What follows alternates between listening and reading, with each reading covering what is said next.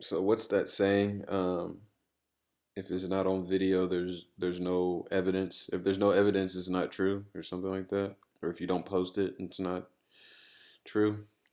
Uh, Whatever.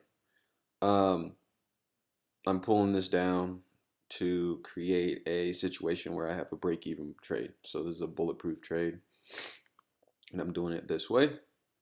Boom. Now we're in there, 100% profit. It's 1.38 is where we're at. Um, Actually, I'll have to go back to the old videos to see exactly what our win could be on this, as far as ratio goes. But right now we can't get hurt, and that's how I've got the order in. We're bulletproof, so if price jumps up, I make zero on this.